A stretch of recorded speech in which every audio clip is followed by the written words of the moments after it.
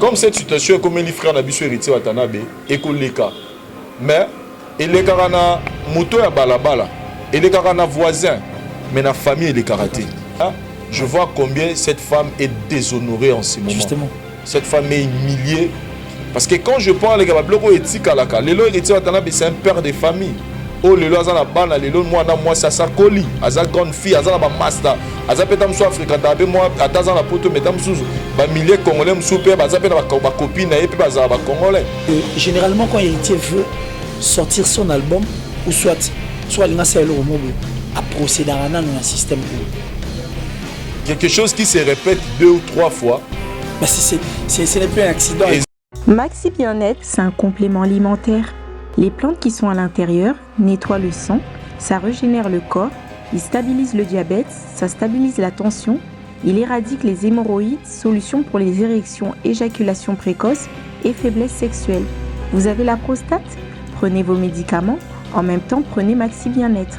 Les femmes également qui souffrent du diabète, Maxi Bien-être soigne et la vie change.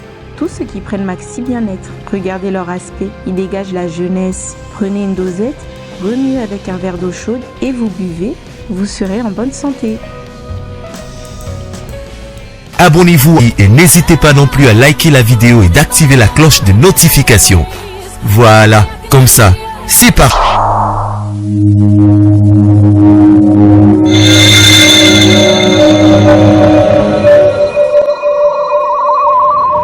La voix du peuple, oh la voix du peuple, oh si tu as bien.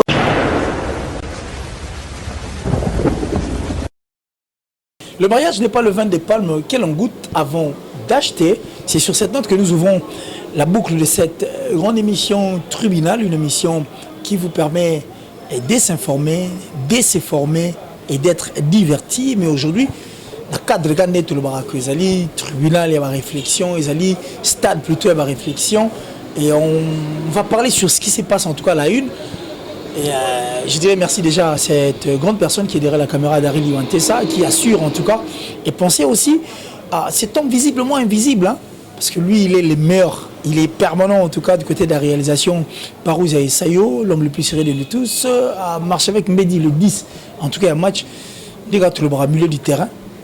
Si on fait ça, l'équipe forte de cette grande chaîne de la voix du peuple, merci Bandego Nyonso s'abonner, Bandego Bako s'abonner, et ceux qui hésitent de s'abonner, abonnez-vous massivement à l'aide de cette chaîne, pour c'est ici où il y a en tout cas la vérité et la vraie version. Alors, le lot pénal dans le cadre de l'émission Tokoloba, parce que Botoine est sengwate, Moto Peo Aza, Namamakasi ate, mais sengonde zate. Le fait de ne pas être heureux, ça prouve combien Toko sepelate na makambebele ko salema. Na République du Congo, surtout dans les Biso et Yalibanda. Et comme il continue à Biso, tout le monde on dirait que l'internet n'est pas fait pour les Congolais. Tout le monde là-bas. Mais le coup, là, dans plateau, je vous reçois pour vous en tout cas un grand analyste, un habitué et bien mission, un vrai militaire en tout cas, parce qu'il a toujours milité pour la culture de notre pays partout dans le monde. Lui s'appelle Vincent Chilouise, notre invité permanent, avec qui tu reçois la peine en long et en large. Na makambo ko ranger culture na biso, na makambo ko ranger en tout cas internet. C'est vrai qu'actualité oui, mais bon, total en peu na liso to kotala. Alors pour ne pas rester longtemps, je dirais bienvenue et bonsoir Vincent Chilouise. Ouais, bonsoir Killer Kilesi, bonsoir à téléspectateurs. Il faut dire que dans notre tournage il y a et là on a un président qui bon c'est bon. Peut-être on a face depuis mardi. Toujours dans le souci à voilà, donc ça filme Moko, titre lango ezali espèce de Gabriel. Donc ils ont histoire moro ya roté à pena batu. Donc j'ai voulu vraiment prendre mon temps. Donc ça nous a pris 4 jours. 110 tableaux. 110 tableaux, réaliser ça c'est pas vraiment facile. Pas facile. Surtout que ça film na bosso na 5 banzunzinga belé na 4. Donc ils ont même budget donc mais sinon les gens seront satisfaits. Donc c'est déranger tout le monde peut-être moi face ça. Mais c'est normal, c'est normal. Toi on bossé trop. Mais qu'est-ce que tu leur promets en tout cas? En tout cas ils vont l'espèce de Gabriel. Il y a 2 films maintenant tout lancé, il y a le bosseur à la Seba Bijou nanga et puis il y a Souka tout lancé depuis récemment Erreur à Vinanga. En tout cas ce sont 2 films oyo et bah pena bah yaminga ngo bah yaminga pena niveau internet et bah j'ai reçu beaucoup de commentaires et n'arrive que critique a mis ça oyo et vous la plus meilleure que Omi Balena. C'est donc rassuré bah tout que troisième film ils a leur film au troisième film était mais film on a mis ça espèce de Gabriel donc on a une espèce de Gabriel on peut pas jouer en Gabriel Waza artiste comédien, artiste Nabiso. D'ailleurs, je profite de souhaiter un bon anniversaire parce qu'elle est déjà Lélo. Donc, il y a jouer en haut. Ils vont retrouver beaucoup des acteurs dans le c'est-à-dire écriture en balo, ils ont écriture au Sepin Sabat. Donc, je promets que Rose pour l'anga, ils ont meilleur film dans la commune. Comment tu trouves et tu te ressens? Comment tu ressens? Qu'est-ce que tu ressens quand tu es dans l'écriture? Et quand tu es dans les films et puis dans l'écriture, alors puisque tout le monde l'appelle écriture, tout signifie parce que la plupart d'entre nous, quand ça on dirait pour un acteur, il y a commis les solos. Non, moi, toutes mes idées, contrairement, même de quoi c'est-à-dire nous avons des capacités en nous ou peut-être ignorant. Dieu nous a équipés de toutes les capacités. Ouais. Et c'est là depuis la montagne, on est dans nos bimisa. De l'eau, des chemins autour, ils ont ça là, ils ont découvert des talents autour là. Et c'est là depuis moi que j'ignorais, mais être en contact avec bateau Bassara Moussalango, c'est eux qui m'ont dit que non. Mais et puis j'ai commencé comme ça et j'ai senti qu'ils étaient katinanga dans tous les films sur YouTube en tout cas ils avaient idée nanga c'est-à-dire je des fois on a imaginé ma camo et puis déjà au sur internet donc continuer et puis déjà dans les jours à venir peut-être la principale préoccupation nanga. Alors principale préoccupation avec tout ce que tu as fait, réaliser ma film avec tout ce que tu as fait. Les big one c'est vrai qu'on a, ça arrive dans la famille où on a beaucoup d'enfants, mais on a un enfant en tout cas on va préféré à Otolingaming. Alors avec tout ce que tu as fait, toi qui as au Salaté Nassimo, mais depuis Tilelo, en fait c'est laquelle de tes filles ou c'est lequel de tes enfants que tu aimes, c'est-à-dire cet enfant au Lingaming. Tout l'écriture de Nyos. Tu as écriture tout en tout cas non écriture monter la ligne au Ligabaninga. Pour l'instant, ouais. C'est vrai. Même pas filmer puis au bonheur, on a ça, c'est pas commentaires et autres au monde. C'est-à-dire, dans un film et marqué Batou. On a représenté des exemples à faire mon salle, pardon, mon fils, d'où tu as joué en haut. Et marqué. Donc, on a film belé. Donc, pour l'instant, on a moko. Et dans le barasiko, on a comme film moko. La senti pendant que le film Kotinga, on a joué. Alors, ça mon père, merci beaucoup, c'était là. On a joué un jour. Un jour, on a joué un film, mais on a été à tout ça. En tout cas, c'est pas mon joué, c'est pas mon babi le bec, c'est l'eau marqué. Alors attention de tomber la piège, tu peux tourner à un film insistant, ça va tout. Pour l'instant, c'est les arrêts, c'est écriture. C'est bon, merci beaucoup Vincent Tullier. J'ai parlé que côté on a tu as eu à conseiller, à permettre à ce que le couple belé zonga, tu as permis aussi à ce que ma fille te belé changer. Il faut signifier que c'était une écriture, mais une écriture de commission chère, soit commis na Moussounina Poso et Pessi Batou, Moussou Soutoli, Bandegobele, peut-être bah oui, sauter ouvertement comme ça, mais là, bah, on vivrait bien. Pour Talara Film à Vincent, on dit encore merci. Alors Vincent, en tant qu'analyste, en tant qu'écrivain aussi, ou soit concepteur, il y a un film, Torotala, Internet, et ça, Moussa Lobiso, tout ça, là, on est plus basé sur Internet en haut, la une histoire qui fait très mal au cœur, qui fait très très mal au cœur de voir. Et puis bon, personnellement, on a mon écouté pourquoi il fallait tout cela. Mais tant on a proposé à Guillaume, j'ai compris que tu pouvais aussi avoir Bamakanisia Roloba, Ndekonabiso, héritier Watanabe, une star. Depuis la nuit des temps, tout le monde les belé. Pour une deuxième fois, dirons même troisième ou soit troisième fois, qui s'est fait un sex tape, c'est-à-dire une image, une intimité, plaisir naïe qui n'a rien à voir avec nous autres, tout le monde déjà intimité. Il s'est fait filmer et c'est permet même tant soit on a statut et puis et comment le public est stressé, le monde entier. Qu'est-ce que tu en dis? Tes impressions d'abord. Alors, je veux que tu réfléchisses en tant qu'une personne qui écrit et puis en tant qu'analyste et puis en tant que Congolais. Bon, qu'il est si, je pense que pour tout ça, les locaux, ils ont facilité. Photo le bango. Parce que pour l'anglais, ils sont tellement sensibles. Tellement sensibles que je ne vois même pas comment on a exprimer en haut. Si je dois réagir, je vais condamner. Je condamne et je condamne vidéo nyonso, il y a sex tape ou ebima. Ok. Moi, même avant, hein? Je dis, moi je parle pas de tout le monde. Dans toutes les vidéos, il y a sex tape ou des cas à niveau des réseaux sociaux. Moi je condamne ça. Et puis je condamne Batoyo baza ko encourager biloko wana. Na ba forme nyonso na boyemba ngo na banzembo na ko lobango so na bandenge nini parce que lelo je vous dis une chose mon frère, c'est que au moment to be mango base. Mais dis-toi que ezala ba base mususu et kaka, ils sont au leka. Comme cette situation comme les frères na biso héritier Watanabe et ko leka. Mais il les na moto ya balabala, il les na voisin, mais na famille il est karaté. Na famille biloko wana il est karaté. Na minute on est au sur la boye, ba famille ezo lela. Na minute on est au sur la boye, ba famille bazo zipa bilongi na nzela. De part et d'autre. De part et d'autre. Je parle de tous les côtés. Ok. Ba famille ezo zipa, ba famille ezo rasoni, ba famille ezo lela, ba famille eza humiliée à cause il y a vidéo wana. Et moi je pense que pour l'instant, ceux qui n'ont le but na loba, na loba que je condamne ce genre des actes, au eza qui to côté, au ezo pesa passi na batu belé. Lelo omoni moi si na biso ba mbeto za na mo ba différence belé. Lelo je vois combien cette famille est en train de souffrir. La famille famille en biso moi sur. On aurait même appris que c'est une femme mariée, mère de 3 enfants. Je ne sais pas.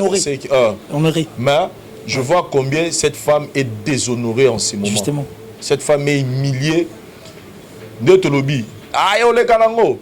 Et le kanaba voisin. Il y a moi ça matanga. C'est-à-dire le kanango ba voisin ba roya ba tuba mais na famille etikalaka. Perte. Na ngambu artiste na biso lelo, c'est l'artiste, nos artistes musiciens représentent nos pays. C'est-à-dire lelo Wera Fali JB héritier déplique Fabrigas tango ba bimara libanda ba représenter mboka. Les bakendara ba beti ba concert ba sel maramba danger ezara lukumbu ya mboka. De la même manière soki ba sali likambu ya mabe ezara rapé Sonia mboka. Et lelo voir notre artiste musicien héritier Watanabe en pleine préparation et album naé parce que ces derniers temps nous on était là en train de dire voilà héritier Watanabe en tout cas façon donc il m'a ramené Mikolo on est dans le bon il parle mais c'est les œuvres maintenant qui parlent à la place de l'artiste et nous tous on est focus sur l'album mi-ange mi-démon et du coup comme on a eloko et salami ça ezoko pe ça passi na héritier Watanabe d'abord yemoko et puis l'entourage et puis la famille parce que quand je parle les bloko etikalaka lelo héritier Watanabe c'est un père de famille oh lelo azana bana lelo moi ça koli aza grande fille azana ba master aza peta mso africain be moi ataza na poto metam suzu ba milliers congolais mso pe baza peta ba copine na pe baza ba congolais na éviter sozo mon passion na bien nazo ba que pour l'instant moi to côté na profondeur c'est parce que na mitso batu ba otangisa ma miso batu ba olela. Et passionnant la mutuelle, c'est tellement mon besu que je préfère tout ce qu'on temps et les cas. Tout ce qu'on temps et les cas, mais nous dirons seulement que ma vidéo ne soit sextape. Nous, moi personnellement, je condamne et je demanderai na bandeko nyonso, y compris na yo na montoa de filmer na bandeko ta la biso. Biloko esa ko scandaliser la biso boy. Ça scandalise. C'est vrai que Totikango et ça l'a bien, mais en fait, je pense que on est au Solar Anayo, Vincent Chiluis, je sens que tu n'as vraiment pas envie de parler, mais je veux quand même à l'aide d'un micro, déjà quand on a plateau, tout Solar, tout le Baka, héritier n'avait pas besoin de maquiller là-bas, tu n'avais pas besoin de quoi que ce soit pour au Azalelo. S'il est star aujourd'hui, s'il est sur la liste de vedettes, il y a Mora Oyo. Parce qu'il avait donné le meilleur de lui et ça lié Betela ma beaucoup na Zénith et les autres concerts ici à Beta. Mais il se murmure na bateau au bar au baga que généralement quand héritier veut sortir son album ou soit l'inga c'est le mot à procéder à un système où il se murmure. Comment tu en trouves? Il y a aussi de ceux qui disent tellement qu'il est mal aimé. C'est ce qui fait que Marambo est moins d'intimité. Bateau balingakete baexposa kai nzembo na ye ya liboso te sortie médiatique na ye ya makasi ya vie na ye ezalaka précédé na sex tape te héritier Zénith de Paris o lelo etikala référence soki ya l'équipe partout héritier nzembo na bavoka na ye ya makasi asala na alake lelo avec le plus ebandaka liboso nzembo examen jus d'été ya Jackie nzembo examen vocal on a sala ezaki vocal déjà et puis toi na combat cash avec Ferrego là c'était terrible nostalgie c'était du waouh ezaki précédé na sex tape te nzembo na liboso atia na maison mère confession intime pour ça la succès et ça là ezaki précédé na sex tape te mais et ça la succès nzembo ambela Dadi Kimberly et ça la succès nga utu nzembo wana na tika oyo nzembo Dadi Kimberly wana nga tika olinga ngote nga onga na linga makasi wa mbela confession intime na nzembo ambela trésor putu OK Kolinga nzembo kuto nga sko Dadi Kimberly na ndemaka nga no linga ngote il soit un peu et tellement ils étaient au téléphone na tika na linga mais et ça la succès na Kinshasa ozo edete mais personne ne va me contredire qu'ils ont précédé na sex tape. Donc pour dire que ce peut être bimi na ba musicien mususu oyo basala ba album Ferrego là tant abimi ça ba sens interdit ba qui est derrière toi pour ça la succès ils ont accompagné na ba sex tape Fali Poupa ba grand frère ne ba wera ba Kofi tout ça de plus récent notre star Yamikolo Inosbi oya imbeli biso yo pe ba pesa yo pour ça la succès ezalaki précédé na sex tape te mais na minute oyo concours à circonstance et ça la héritier watana be moyen batu bandima ezati na bibe concours à circonstance parce que quelque chose qui se répète 2 ou 3 fois mais ce n'est plus un accident donc ça dit parce que j'ai appris na batu balui que non bamsou alobi que était bayibi téléphone bamsou alobi que était publié qu'il y a une vidéo na Snapchat et kendaki par erreur tout ce que les gens ngana osenga même na batu oyo bangi c'est la héritier watanabe qui est avocat pour l'instant sur la liba aider héritier na situation zanango ba adopter silence. Pourquoi? Parce que il y a rien concours à circonstances oyo et ça dit que moi ba convaincre ba tuisati ba tika peut-être temps et corriger en haut. Est-ce que tu es pour, je glisse une question, je parlais que tu es pour les personnes qui l'intimité na bango ils se filment. On dit que c'est les agents d'intimité et puis bon, on accepte encore qu'il y ait une caméra na moisi na yo bisengo na bino intimité qu'on se filme à attaque ou tout ça ou les na tu es pour? Moi, je ne veux pas faire l'hypocrisie à la télé ici. Si c'est entre un homme et une femme, moi, si naïo, délire, délire na bino bolingo, sentiment na bino bolingo, bogi posa bo film, ne botala mo bosalara. Ce que ça moi si naïo, moko. On comprend. Mais ce commis Bassi et Belé, je suis clair. Je ne veux pas faire de l'hypocrisie. Ce que ça moi si moko. Par exemple, na bibe na bo sala hypocrisie mais na lobité ke nga na sala rango na lobité ke na sala rango ça dit eloko yo moni ko sala te ko condamner bato ba sala rango te pour éviter lo ni ne poussera ba sala rango être ça c'est ça être ouvert d'esprit maintenant étant ouvert d'esprit je dis que moto amoni ka sala rango a sala rango mais so e comme que au sala on a Madeleine au sala on a Rosa au sala on a Pierrette au sala on a Jacqueline wana sikoyo to mono mabe to mono dirait que aux sala on a idée fantasme vraiment sala on a idée au sambusa ba c'est ça wana ndiko mabe OK voilà wana ndiko mabe alors chez Louise je crois que toi au sola mutane sengwate c'est vrai mais bon on reste quand même positif et puis sur le droit chemin nabi ezaki la moto sola déjà en entrevue il faut aussi au bango à haute voix disant que bandeko bazalaka pour et prêt à relayer biloko ezo salir image ya ndeko mususu et puis ya mboka. Moi je répète encore, je condamne ces vidéos au ebimi internet il y a sextape héritier Watanabe na moi si je condamne ça et je condamne même les jours où basala kiango. Pourquoi basala kiango? Pourquoi? Parce que le lot botal o eboti et boti o bâton saison mona. Moi je suis pas là pour expliquer bateau scandale to passe ni ne pesi bateau. Mais et là au Européen bateau excuser nga. Vous savez, je vais vous rappeler joueur Benzema à ça la vidéo à sextape koleka o héritier Watana basali. Benzema a joué à ça la vidéo sextape ya makasi. Bah suspendre une équipe nationale pour cet acte là qu'il avait fait. Mais mon frère nan de roi de talanga beta na look ba lookelanga ba tinelanga vidéo wana sur internet. Ça dit ba tinelanga vidéo wana ça dit Benzema ba suspendre yé pour na vidéo wana l'équipe nationale. Na Valbuena ouais na Valbuena pas Benzema na Valbuena. Viol filmé voilà. C'était mais si connaît tout sur la moto pena à Monique Eza atine la sous vidéo wana. Qu'est-ce que je vais dire par là? Héritier Watanabe, nous tous nous le condamnons. Oui, héritier, ce que tu fais, c'est pas normal qu'on soit ma vidéo, tout ça, qu'on filme, t'as la publier, tout ce qu'on peut dire, on condamne héritier Watanabe. Oui, mais ce que tant héritier Watanabe, on a bon, supposons, pour Ezagi na snap à héritier Watanabe, Ezagi na snap à Watanabe, ne tout le monde na téléphone à bateau. Ce que Moutali Bosso a mon akiango. Akourait pe au monango, atiki na ye.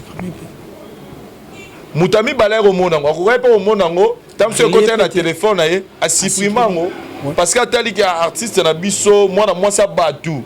Tam sur artiste était mais total moi ça batu. Pour héritier ça ça samba déjà.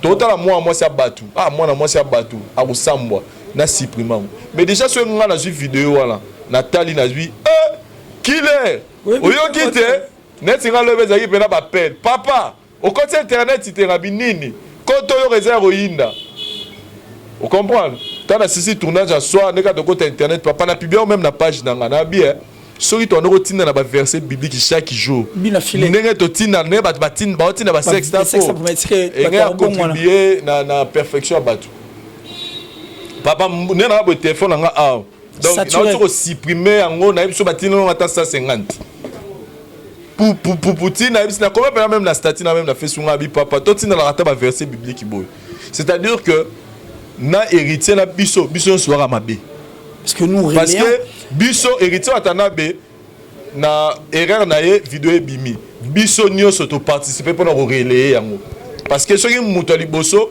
a effacer qui na ami balela misa peut-être ngana yo engezaka lisolo ne ya Benzemeza donc quelque part nous condamnons aussi ce genre des actes au ezalaka que vidéo m'aurait bimi parce que s'ilité maramba boye et s'ilité depuis la France je dirais même on est la vidéo au bino moneze lo roté na bitu ya wata te na lo ba ya batu nyonso ya batu tout maramba eza maramba be batu vidéo au quotidien eza au quotidien sikoyo ngana lo ba la batu oyo muto asali ke loko nous le condamnons mais yo pe muto relayer yo pe to condamner parce que yo pe sali ke Mouton à mon ayebagita sani à mon ango dans quel bit tout sambusa bango donc voilà moi je condamne aussi ce genre de choses parce que na kaya Benzema à sala kiamo me kende luka ngo ba français ba soit terre luka ba et limwa kutu pour l'image de la France biso benero mino bena mutu na nzela bena da otalité congolais vraiment répétez partie du Congo fona WhatsApp zoa voilà. Alors, Vincent Tully, je pense qu'on va vraiment quitter cette partie. En fait, c'est notre premier sujet. Alors, héritier, c'est une grande personne. Hein. Je ne sais pas s'il faut le conseiller, je ne pense pas. C'est un habitué en tout cas. Il y a musique, il y a télévision et autres. Mais s'il faut adresser un message à héritier Watanabe, et puis s'il faut aussi penser à cette femme, parce qu'on aurait appris, entre guillemets, que cette femme, c'est-à-dire, elle est. Oui, donc, c'est-à-dire, entre guillemets, cette femme, on va nous dire que c'était une femme mariée. Et aujourd'hui, ceux qui. Belle famille, et puis, l'avenir d'héritier Watanabe, il faut tout préciser en haut. Parce que mi-ange, mi-démon, qui. Rien qui n'a malouba. Et les hommes, on dirait, le rumor, et Baxi Sousuna, le camo à sextape. Tout qui n'a pas Donc, en tout cas, et là, on a le baraka par rapport à venir héritier parce que j'ai vu des publications, oh non, trace va suspendre Vanzé Monaye, oh David Mosso a retiré de signature, tout ça. En tout cas, l'avenir d'une personne va décider à présenter. Parce que la personne qui contrôle notre avenir, c'est Dieu. Moi, je dirais seulement que tout ce qui aura temps, et oui, ça ni négocier, ni négocier comme l'héritier dans les jours à venir. Pour l'instant, moi, je ne vois pas ce que je peux dire. Ok, non, carrière héritier, baby, toi, carrière héritier, non, moi, je ne suis pas Dieu pour décider sur l'avenir de quelqu'un. Mais, au but de ça, je ne pas ces actes que nous avons tout à l'heure, là, que ma béca, ils ont une vidéo en haut, et si il y a une vidéo en haut, sur les arrêts, il y a Benzema, que ils vont supprimer en haut, que les alliés sautent, là, c'est bien. Mais sur les arrêts, ils sont congolais, moi, qui m'ont ma béwana, et que au moins, dans vidéo, moi, ils ont 3 ans gardés dans le téléphone. Peut-être un site porno pour être la peine de base de langue donc pas ces arabes peut-être un jour bana ya batouana bana ya bateau sali sexta pouana tant ba kolaka peut-être une erreur na baninga ba rôle ba kota site mo ba moni papa na bango to ba moni maman na bango c'est ce qui fait mal mais pour l'avenir de l'artiste en tout cas moi je dis que Nzamba yebi et pour la fille oh Azali scandalisé parce que c'est elle plus que Azali avec Sami Pizza Sony. Moi je dirais seulement namoni le battre pour l'instant pour naïe parce que pas c'est tellement mingi comme on a une femme déshonorée, une femme salue, une femme humiliée à ce niveau. En tout cas dans un le battre parce que Namitsu on a pas un choc. Voilà. Namitsu on a pas si un choc, je crois que c'était là.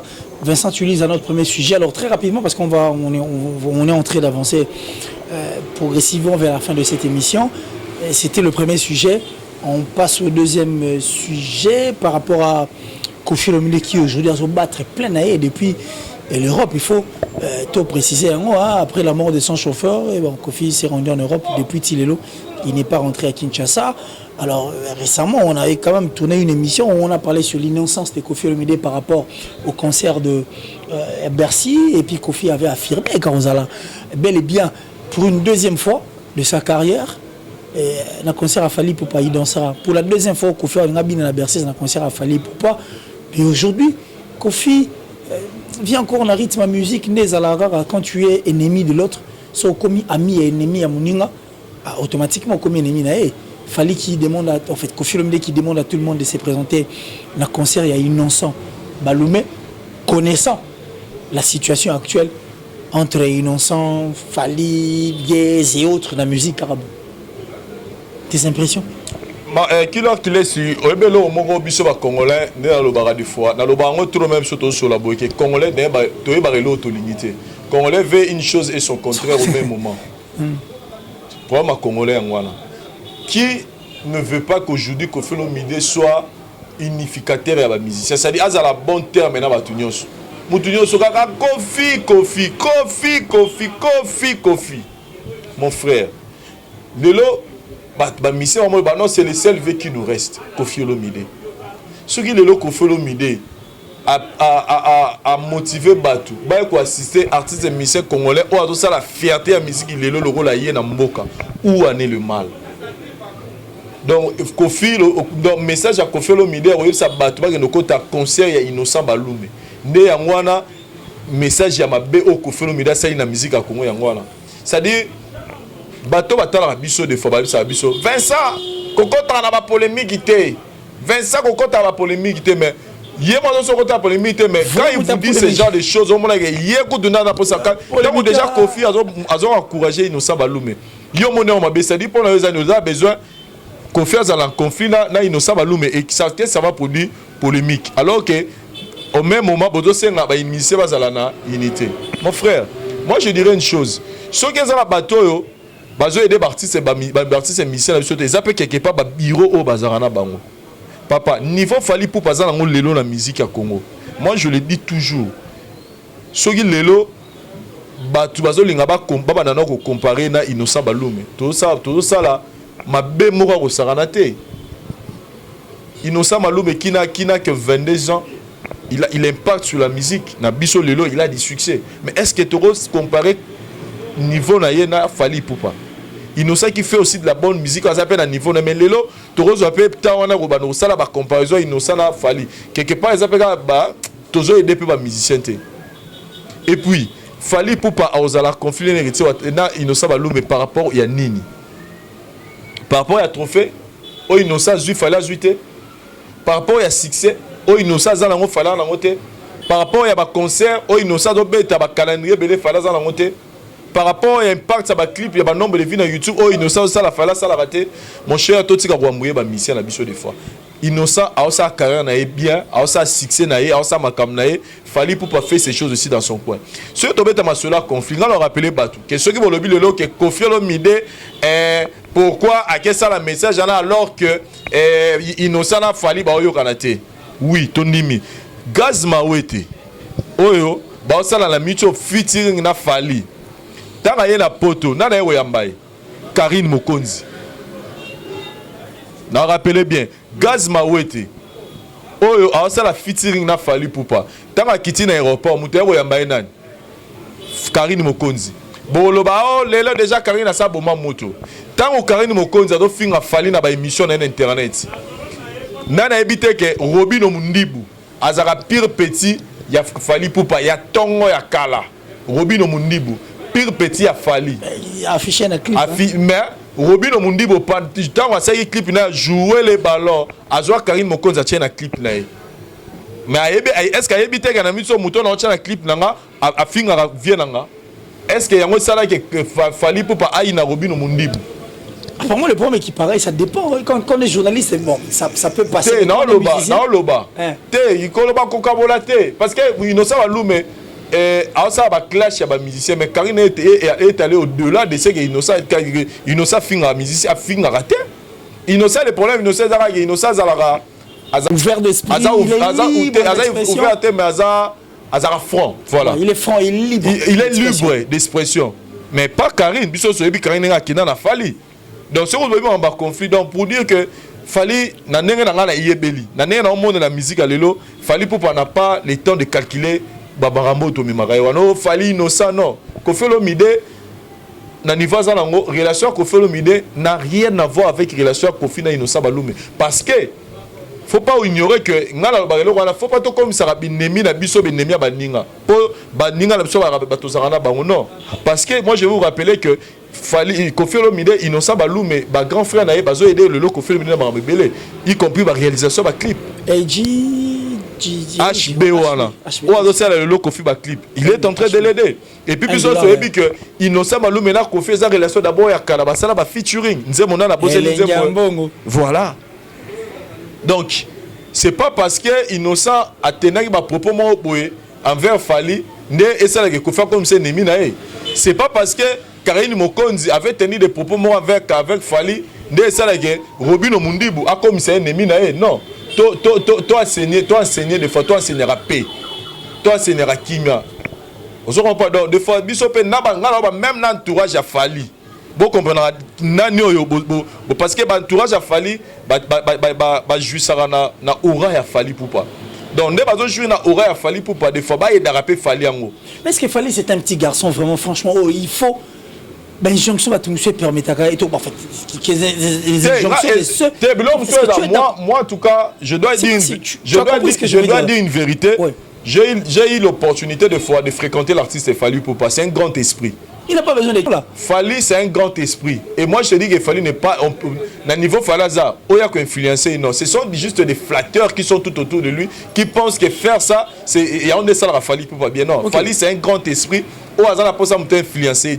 Okay. Et on comprend directement que... Bamaramuswe les kaka, bato bazawana, des fois, bayedarane Fali.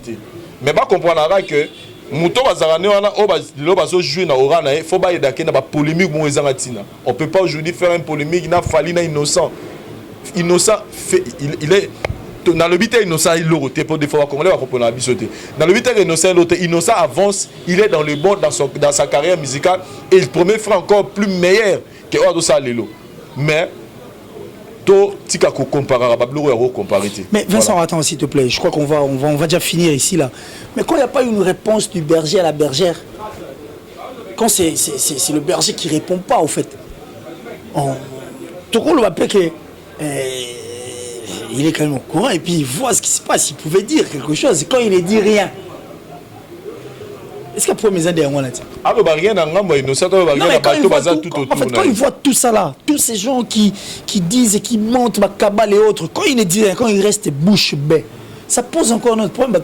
Quand ça peut être à mon parce qu'on sait tous que l'internet aujourd'hui, nous ne pouvons pas s'en passer quand même. Comment ça va dire que toi la kin, il y a de la quinoiserie na moto ba te belé. Ouais. Voilà. Ah donc quinoiserie. Oui, ça la plus pas tout bien. Au moins biloko on va tola ba salara. Ceux les arabes font ça zéro vie. Mais ceux ba salara, on va vie belé, c'est que les Quinois aiment ça. Voilà. Merci beaucoup, c'était la Vincent Chiluise. Alors un dernier message par rapport à cette émission. Nga linge za muku c'est qui to gona linge za bu. Émission za bu. Ouais, mais on a linge za muku c'est ka bu. Non, message dans les arabes englober le tout hein. Message dans les arabes que tozo condamné ba vidéo à sextape ou le lozo salir ba image ya batu. Plaisir sexuel na biso. Tout ça la lettre aux arabes basé na biso na ba chambre. Je préfère que entre biso na biso pour vidéo et zo aider bisoté. Donc filmer et to filmer toté. To filmer té. To filmer té parce que c'est intimité. Les intimités. Donc to filmer té. Donc moi je suis contre ba filmer ba sextape, ba vidéo oyoyo que moi ça ma comme na bango bozo filmango. Je dis ça en général. Je condamne ça. Alors Kofi surnom pour la Kofi en tout cas moi je dirais seulement toi et d'arabe musicien et puis Kofi Olomide est libre de soutenir un artiste émission au Alingi et il y a un thème de groupe qui relationné à Fali Poupa. Voilà. Alors ton passage sur ces plateaux au dédié en Fanani.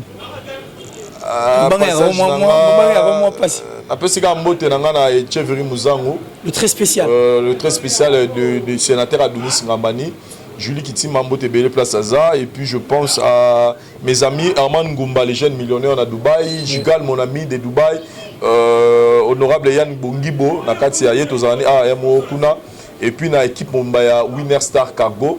Ils ont installé na Kinshasa, na Dubaï et puis na Dar es Salaam, na Lubumbashi. Donc m'a mentionné tali visa, m'a mentionné tali conteneur na Dubaï. N'hésitez pas de nous contacter. Et puis message à m'en ça sous pour la bande de quoi tout le technicien, il y a charcuterie, bateau va bien ni basa matériel au bassin la charcuterie et puis na bateau va ça va mélange va nini misara jambon boudin. On a besoin de ces gens là parce que l'entreprise m'ont fait ça là on a besoin de ces gens là pour que tout lancer à mon niveau Kinshasa. Voilà. Merci beaucoup pour cette offre. J'ai parié que les Congolais tout la biso bandeko balibanda ou talibo relais info. Il faut relayer seulement la vidéo d'Héritier Watanabe, il faut relayer relais en haut. C'est son relais ne voulons pas à moi fin fond. Aro s'est retrouvé à travers ce que Vincent Chiluise venait de dire. Donc merci à Vincent, merci pour ta disponibilité malgré ta fatigue. Au permettre biso quand même dans l'hospitalité de salut biso bien. Merci à Daryl Diwantes qui a assuré en tout cas derrière cette caméra. Merci du côté de la réalisation à celui qu'on appelle Parouzi Sayo, l'homme le plus sérieux de nous tous. Merci parce que tu as assuré. Alors cette émission en son entièreté, je la dédie à celle qu'on appelle la plus suspecte de toutes les Italiennes, Francine Mana Love, depuis l'Italie en tout cas, de cœur avec toi. Ça dit moi c'est Mouine. On ne sait pas. Donc merci encore à Kokosh Lomboto, un ami personnel, un abonné en tout cas de cette chaîne La Voix du Peuple et qui continue toujours à suivre toutes nos émissions et tout, en tout cas nos programmes. Je dis merci à toi Kokosh Lomboto depuis la Hollande et puis merci à celui qu'on appelle Hervé Loumassa depuis les États-Unis et puis à ma maman chérie, maman Gélida Mireille Garcia Hélène, donc depuis l'Allemagne, Bandego tout en tout cas Balingara, qui est ici. Mon ami personnel Gesha Mungani depuis Thaïlande, donc Gesha Mungani, hein, le Thaïlandais le plus suspect. Donc Kalate Mangamuro Banda, j'ai parié que Vincent Chiluise sera au courant de tout. Tant qu'on est au soir, donc Gesha. Alors on va se dire au revoir, mais le tout dernier Congolais qui restera en République démocratique du Congo, s'il te plaît, s'il vous plaît. Sur le Mobima, parce qu'on a besoin d'un Congo nouveau, on va relayer comme information à bien. Il va devoir aussi la Mwangombe, Mwangulu, Mwa Jambo. Qui est battu par image à sextape. On s'est dit au revoir et on se retrouve très prochainement dans un autre numéro. D'ici là, portez-vous bien. Bye. Ngai Maman Pichu Tonele, dans un pharmacien en formation, dans un œuvre dans un laboratoire CRMDA, où ils allaient centre de recherche et de production de médicaments traditionnels améliorés. Tout tient à disposition de bino cosmétique, Tous les dossiers cosmétiques enrichis au collagène, ils ont traité tampons, ils ont traité rides, ils ont traité poche, ils ont traité imperfection mingi à peau. Pour ça, il y a un sérum sous forme de masque. Tous les dossiers crème réparateur, ils ont réparé pour ce qu'on a un problème acné, boutons, mapalata.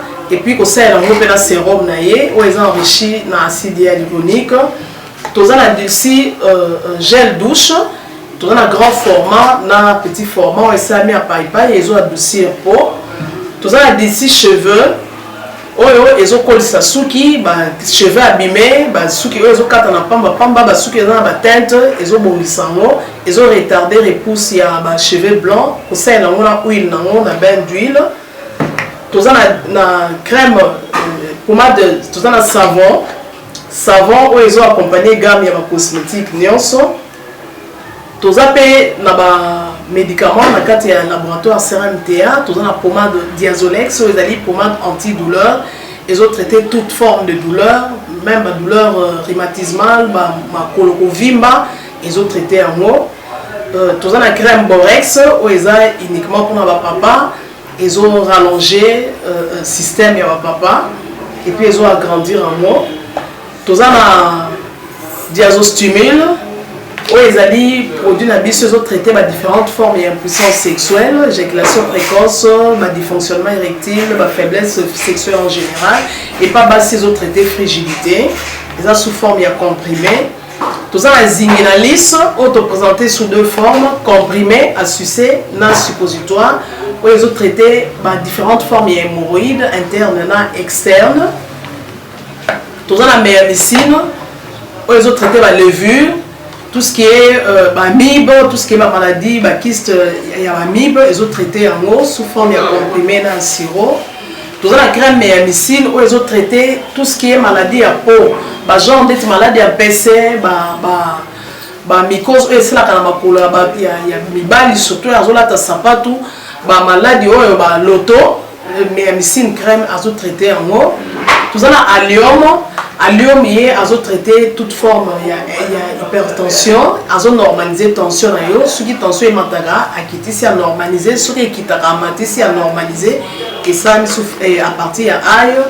Tous les menga, ils ont produit anti-anémique, bateau bazara connaissera problème et anémie, quelle que soit l'origine dans l'eau, menga, ils ont remonté, ils ont tonifié un peu, ils ont fait sa makasi énergie dans les autres. Voilà, ils ont gamme de produits CRMTA, laboratoire où ils ont travaillé essentiellement dans les phytomédicaments, dans les plantes médicinales. Donc, nous avons tous les produits au moment de et ça mis à partir de l'anxiété en bon cannabis au Congo. À part si on a si que la bino, tous les maladies qui sont autotraités, la préparation personnalisée. Dans le cas de myome, par exemple, c'est une préparation pour permettre de réduire la dimension de myome pour faciliter le robota. Tout le monde qui peut se rappeler, tout le monde voilà, tout traitera en couple. Et contact Nabiso, na Kinshasa, ils ont plus 243 81 83 13 322, plus 243 81 83 13 322. Plus 243 89 89 33 855 et Nalibanda, tous en plus 1 514 329 12 56 plus 1 438 765 64 73. Voilà les numéros à contact na biso bandeko ba kubenga libanda na ka ba maladie songolo pakala maladie oya ba tene tondante oya esala ke muntu abima ba fina na mutu to traitera ngope donc pour contacter biso opposer problème na yo to ba plante nini oya ko solution na problème na